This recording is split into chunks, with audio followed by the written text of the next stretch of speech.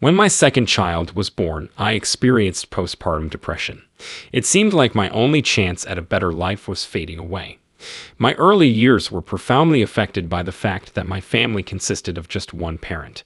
I had narcissistic feelings and doubts about my ability to provide a nice life for my child after giving birth. I feared I couldn't rescue him from the world's immense pain. The gradual loss of my appetite, in which I neither felt hungry nor interested in eating, caused me to start worrying about my health. A somber sensation seemed to be enveloping me. Because of my depression, I felt helpless and despondent. I really need to get out of this slump so I can provide my kids a good home life. Surprisingly, it happened about 6 months after delivery. When I saw the black, aggressive creatures, I knew they were out to get me. At night, the shadows seemed to take on a myriad of shapes, as if they were an amalgam of evil spirits attempting to terrify me. I was so terrified that I couldn't sleep for a few nights. I was confused and disoriented by these shadows. I couldn't place their origin or determine their source of distress. I felt incredibly drowsy and worn out as I had used up all my energy. I laid down one afternoon after tucking my son into bed with the idea of taking a short nap. In that state of disorientation, I quickly fell asleep. I started to sink downward after a while when I felt an unseen tug. As soon as I dove into the darkness of the cave, I was seized with dread. The pitch blackness seemed to go on and on all around me. The air in the cave had a foreboding quality that made me feel suffocated. The shackles of fear clung to my mind like a mystical paw, ensnaring me. My genuine role in this began to be cast into doubt. It was as if I had chosen to be locked in this dank cave. At that very moment, I was bewildered and helpless. I didn't know where I was or how to return to reality. My vision was blurry, and I had no idea where I was, so I thought there must be no way out of the dark cave. Suddenly, I sensed a horde of menacing beings encircling me, and a dark energy was leaking out from every direction. Upon closer examination, their genuine identities were exposed. They were distorted human beings with crimson eyes and dark cloaks. They made a horrible sound. I prayed for divine intervention. Looking at them with confidence, I overcame my fear within. It became apparent to me that the ominous shadows weren't quite as strong as they formerly were. They were kind and encouraging, and I started to sense my own strength. The foreboding black shapes had diminished. A dazzling light emerged from the darkness and drew me out of the musty cave, like if someone were trying to save me. I climbed to the top of my house and saw a swarm of people gathered around my corpse. I was curious as to why they were fretting over my safety. At that very moment, I felt an overwhelming sensation of happiness and fulfillment. A tremendous feeling of relief and freedom washed over me after the 3 weeks of pain and worry. At this time, I was ready to go as I knew an adventure beyond Earth was about to begin. As I soared higher and further away from my home, I could see the city below, where people were going about their ordinary lives. Ascending the mountain made everything around me appear smaller. I knew it was time to stop floating when I reached the clouds. I didn't have a specific motive. I simply wanted to. I was utterly at peace and weightless as I hovered in the skies. The clouds were so light that I thought I was blending in with them, my form dwindling until it was almost invisible. The farther I climbed, the more I could see the shape of the earth. From my vantage point, the vastness of the earth's land and seas was laid out before me in a spectacular vision.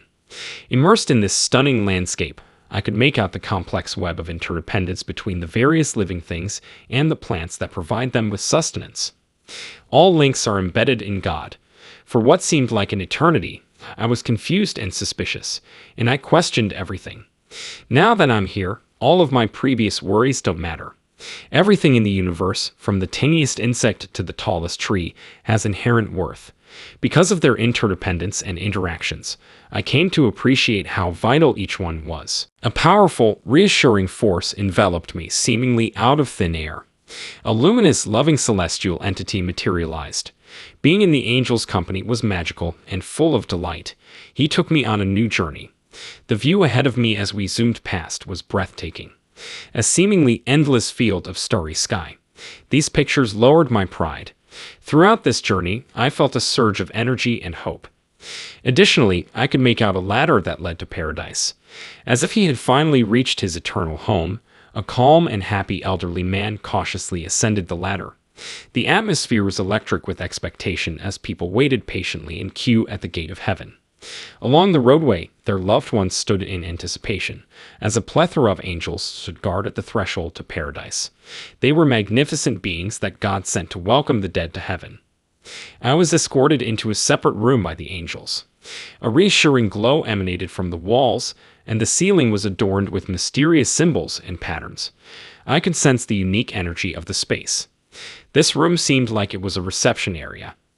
Out of nowhere, a gentle motherly voice proclaimed, "My child, welcome." It seemed as if God himself was speaking to me even though I had never seen him. "My darling, you are loved by me, and I will see you through this," God promised me afterwards.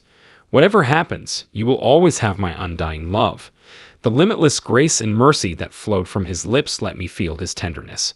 I felt engulfed by God's love and acceptance, which gave me strength and courage, like a feather. There were many things I wanted to know, so I questioned God about why I was going through all this pain. I aimed to provide answers. God told me that my pain is not punishment for my sins, but rather an unavoidable result of the intricate cosmos. Even when things got tough, he told me to hold on to my faith in God and the possibility of fresh start. He'd assured me that his love and strength will be with me always. Certain sights and pictures had plagued me from the start, and God finally showed them to me. In my nightmares as a child, my father would physically abuse me. Remembering being a victim of bullying in school brought back that feeling of helplessness. The constant teasing and bullying left me feeling hopeless, and it made me question the meaning of my existence and my worth. I was told by a higher authority to pay closer attention to what's around me. I sensed an angel's presence amid all these terrible things happening. According to what God informed me, this angel will always be there for me as my protector. Whatever the severity of the situation, I knew that God's love would always be greater than my suffering. "I will go back to my eternal home and be with him," he told me. My anguish would come to a sudden and crushing end the second that happened. I had lengthy conversations with God throughout this time. He bestowed hope, faith, and charmed dreams upon me. My outlook on life brightened as I realized that things wouldn't be as bad as I had imagined. My perfect existence would consist of doing meaningful work, spending quality time with loved ones, and maintaining strong bonds with my family. These visions have strengthened my belief that God will be with me through thick and thin, and that he will show me the way to a better future. He has already laid out a course of action for me to follow, and I have faith that he will guide me along it if I am courageous and believe. I felt his encouragement to press on, to keep looking for the goodness that resided within me. Upon saying my goodbyes to God, the angel escorted me from Eden. I felt the weight of the earth pressing down on me and the touch of the wind as we slid down the mountain. As my consciousness returned to my corporeal form, I could feel its warmth. It was like stepping into a warm, familiar place from another era. It was very calming. I could hear the sounds of the environment in addition to feeling my own weight and touching my own body. I was overcome with happiness and appreciation for the wonders of life as I listened to the birdsong. I woke up in my cozy bed, surrounded by all the home comforts. Images of cherished ones adorning the walls seemed so close you could reach out and touch them. I felt at ease as the soft sunshine poured in through the window. Inhale deeply. This was no hallucination. It was an authentic and fantastic journey. Had you inquired as to my faith, I would have responded affirmatively. That priceless knowledge and experience, along with the love and guidance I received from God and the angels, are things for which I am eternally grateful. I have gained an even deeper understanding of God's love and an abundance of optimism and bravery as a result of everything that has happened. Even after returning to earth, I felt God's love. Knowing that God was secretly supporting me offered me great joy and calm. In addition, this trial strengthened my faith. One does not see God's presence with their eyes, but with their heart. He loves every one of us as his own children and is the one who began it all.